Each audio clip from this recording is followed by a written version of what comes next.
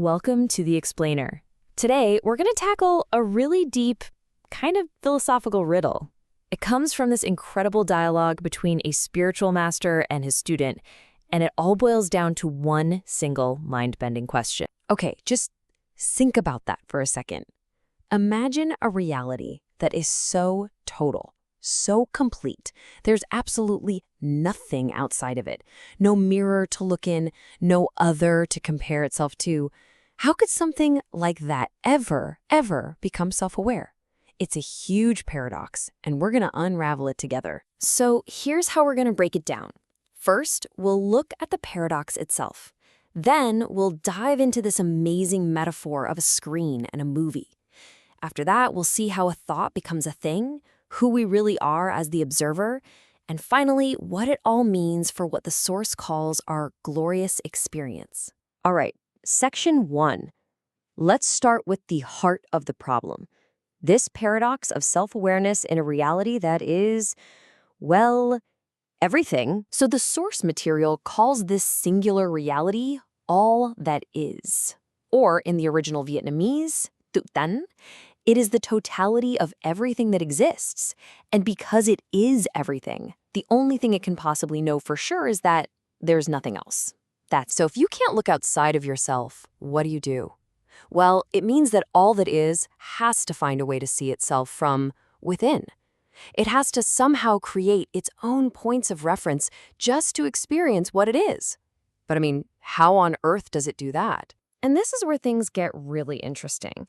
The spiritual master in our story offers this brilliantly simple analogy that makes this super abstract idea totally concrete. He says, think of this tu tang, this fundamental nature of reality, as a movie screen.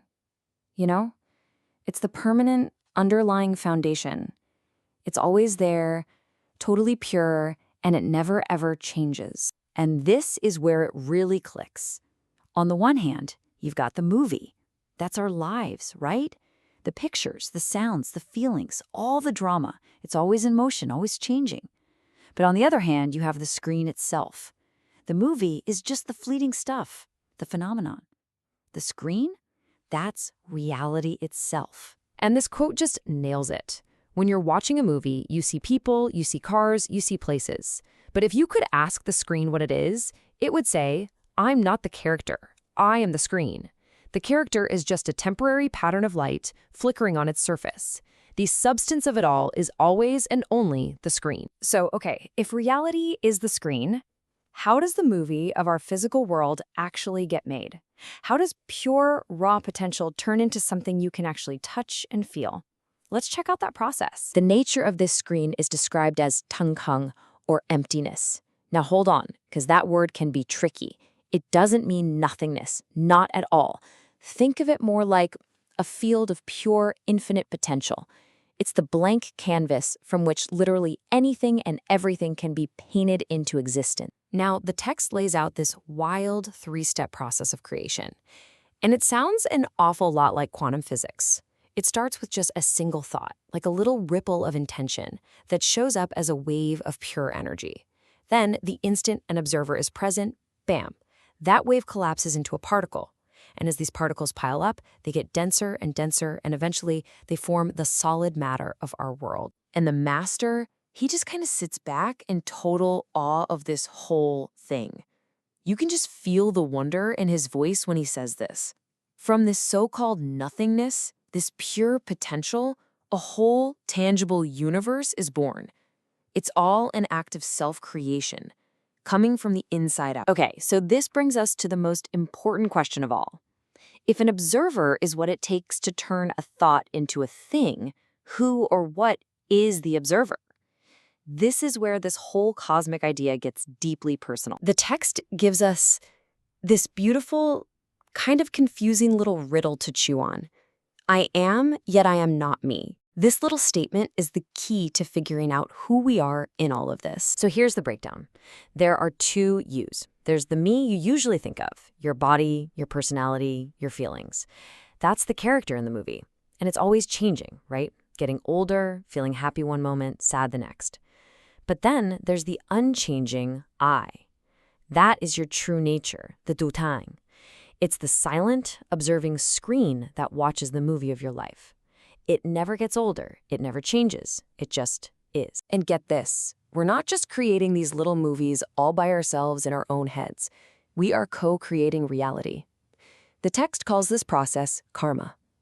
Our own thoughts and actions create our individual karma. You know, the unique stuff in our lives, like our body and our destiny. But we also take part in shared karma through these big collective agreements, like being born into a certain family, or even the simple consensus that makes a wooden table feel solid to everybody in the room. And this brings us to the final part. And honestly, this is the real game changer. This is the moment you realize you're not just a character watching the movie, you're also the one making it. I mean, think about it. If a single thought is the wave that kicks off the whole creation process, then every single thought you have is a choice. It's an act of creation. It's you directing the movie of your life. You are literally thinking your world into being, moment by moment. And this leads to what is maybe the most provocative, most shocking thing the master says. He says that every experience, even one of deep, deep suffering, what he calls going to hell, is your own glory. And why? Because you created it. You chose it. Now, let's be clear. Glory here doesn't mean pleasant or good. It's not about the outcome. The glory is in the power itself, the magnificent, unbelievable power to create any experience you can imagine out of that pure potential.